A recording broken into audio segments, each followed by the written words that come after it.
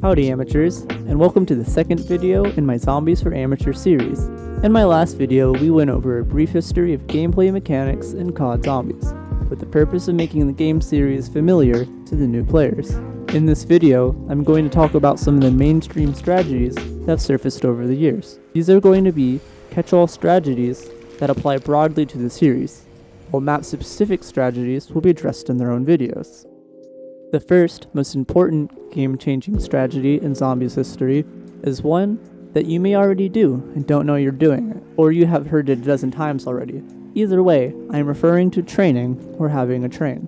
Training is the act of moving in a path with the goal to have zombies follow you in an easy-to-control and easy-to-manipulate line that mimics a train in appearance, hence the name. Training is on the other side of the coin as camping. Camping is the act of finding an area that is generally easier or the easiest of the map to stay in one place while the map controls the flow of zombies. Good camping spots are generally in an area that naturally bottlenecks the zombies. Bottleneck zombies are generally easier to take out. Camping has a good escape or contingency plan, or otherwise benefits the player staying in one place for survival. They both have their pros and cons, and while you would generally believe that training is simply better, I certainly prefer it myself, there are maps that don't allow training successfully, forcing the making do of camping. And I've seen maps that don't have terrible training spots, that simply have better camping. The short of it is, training generally has a higher skill cap to start, but the cap to master it is lower, while camping to attempt is really easy. Mastering camping successfully is pretty high. The next concept I want to go over is in the phrase, knife on round 1. The answer is simple. You get more points by knifing. But there's more to learn here, so bear with.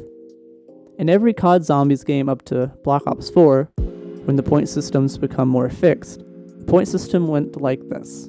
10 points for every time you inflict damage on a zombie, with plus 50 when killing one with an explosive, plus 70 when killing one with the last damage against the body, plus 100 when killing with the headshot, and plus 130 when killing with a melee.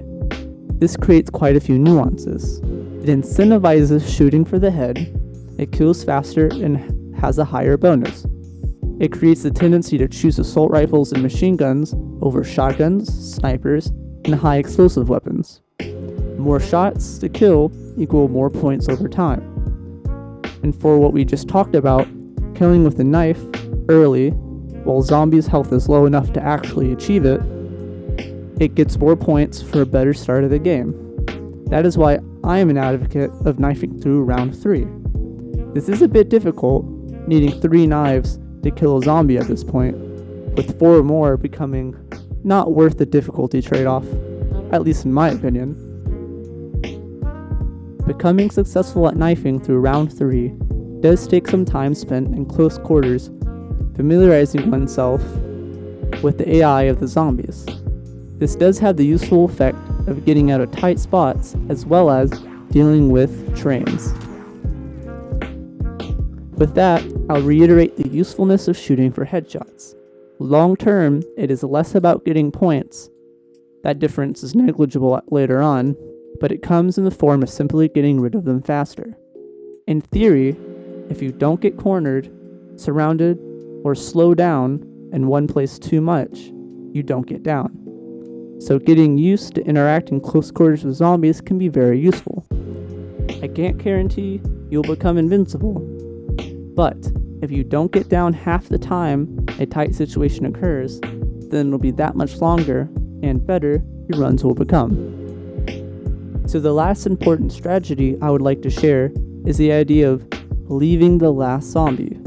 In most games, the last zombie or zombies in a round would be runners. In early games, you could make them crawlers, and you could go around about your business, doing Easter eggs or whatever else you'd care to do without worry of getting downed, like spinning the box or pack-a-punching.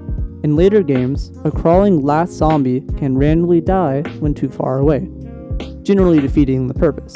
So players learned to keep the last one and walk it around as they tried to complete tasks. This meant it was more difficult and annoying, but it is better than ending the round. And that is that. This concludes the last video I believe that you would need before choosing a map and jumping into these games. And I'm now going to start making map-specific videos with my own flavor of approach. If you look up videos or how-tos in this kind of gaming space, you're going to get primarily guides. Some of them try to kind of do the walkthrough approach, but not quite the way that I like. And that's why I'm doing this now. I want to make the kind of videos that I'd like to see for this space. Something more for the common players like myself.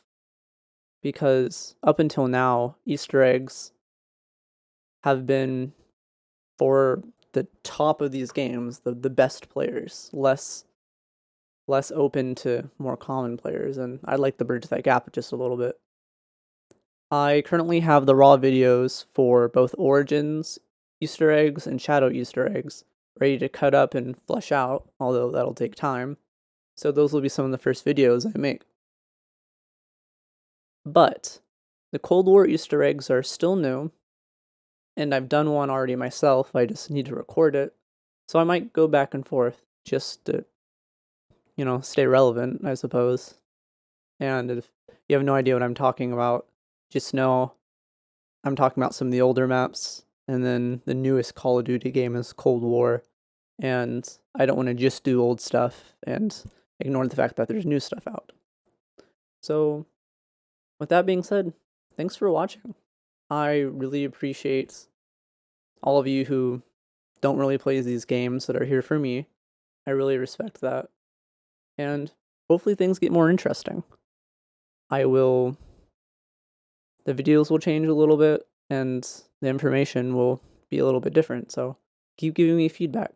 Keep supporting, whether it's just watching the videos, liking or subscribing, or sharing with friends of yours who play these games. So, thanks again, and y'all keep having fun.